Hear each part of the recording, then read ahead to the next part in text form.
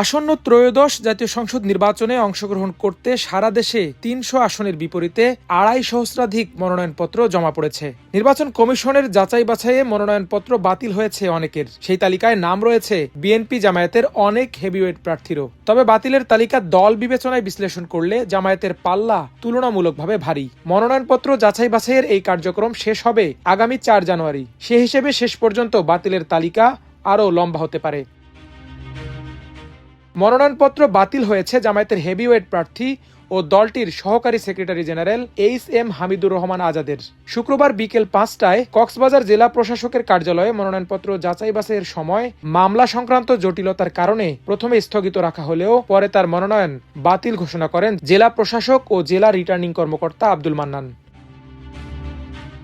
মনোনয়ন বাতিল হওয়া হামিদুর রহমান আজাদ ২০০৮ সালের সংসদ নির্বাচনে ওই আসনে নির্বাচিত হয়েছিলেন। মনোনয়ন বাতিল সম্পর্কে জানতে চাইলে ডক্টর আজাদ বলেন, আওয়ামী আমলে একটি মিথ্যা মামলা সংক্রান্ত নথিপত্র মনোনয়নপত্রের সঙ্গে জমা দেয়া হয়নি, এজন্য তা বাতিল হয়েছে।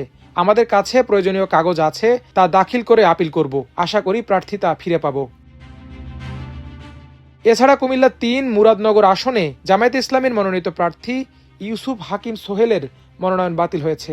অসম্পূর্ণ হলফনামা এবং হলফনামায় প্রয়োজনীয় সব তথ্য উল্লেখ না থাকায় তার মনোনয়নপত্র বাতিল ঘোষণা করা হয়। হলফনামায় নাগরিকের তথ্যের ঘর পূরণ করা হয়নি এবং প্রার্থী দ্বৈত নাগরিক কিনা সে বিষয়টি স্পষ্ট করা হয়নি। এসব কারণে তার মনোনয়নপত্র বাতিল বলে ঘোষণা করা হয়। দ্বৈত নাগরিক হওয়ায় মনোনয়নপত্র যাচাই বাছাই প্রক্রিয়ায় কুড়িগ্রাম ৩ তথা উলিপুর আসনে জামায়াতে ইসলামের প্রার্থী মাহবুবুল আলম সালেহির মনোনয়নপত্র স্থগিত করেছে জেলা রিটার্নিং কর্মকর্তা। অন্যদিকে শিক্ষকতা পেশায় জড়িত থাকায় গাইবান্ধা ১ আসনের জামায়াতের প্রার্থী মাজিদুর রহমানের মনোনয়নপত্র বাতিল করা হয়েছে। এছাড়া বাতিল করা হয়েছে যশোর ২ আসনে জামায়াত ইসলামের প্রার্থী ডাক্তার মোসলে উদ্দিন ফরিদের মনোনয়নপত্র। ব্যাংক ঋণ সংক্রান্ত জটিলতায় তার মনোনয়নপত্র বাতিল হয়েছে বলে জানা গেছে। এছাড়া একই আসনে দলীয় মনোনয়নপত্র জমা দিতে না পারায় বিএনপির মোহাম্মদ ইসহাক ও জহুরুল ইসলামের মনোনয়নপত্র বাতিল হয়েছে।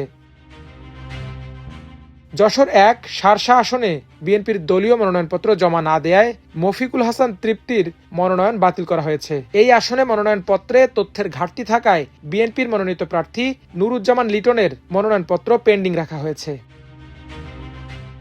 এছাড়া যশোর ৪ বাঘারপাড়া অভয়নগর ও বসুন্দিয়া ইউনিয়ন আসনে বিএনপি মনোনীত প্রার্থী টি.এস. আইয়ুবের মনোনয়ন বাতিল হয়েছে। টি.এস. আইয়ুবের ঢাকা ব্যাংকে ঋণখেলাপি রয়েছে। তার প্রার্থিতা গ্রহণ না করতে সম্প্রতি যশোরের রিটার্নিং অফিসারকে চিঠি দিয়েছিলেন ব্যাংকটির ধানমন্ডি মডেল ব্রাঞ্চের কর্মকর্তা।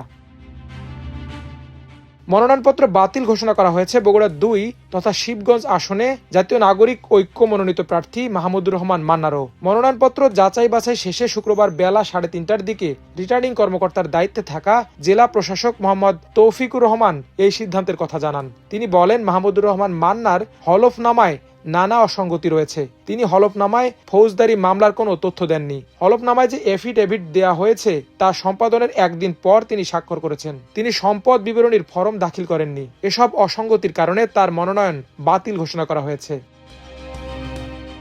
এছাড়া সারা দেশে অন্যান্য দল ও স্বতন্ত্র অনেক প্রার্থীরও মনোনয়ন বাতিল হয়েছে। তবে রিটার্নিং কর্মকর্তার সিদ্ধান্তের বিরুদ্ধে ইসিতে আপিল করা যাবে ৫ থেকে ৯ জানুয়ারি।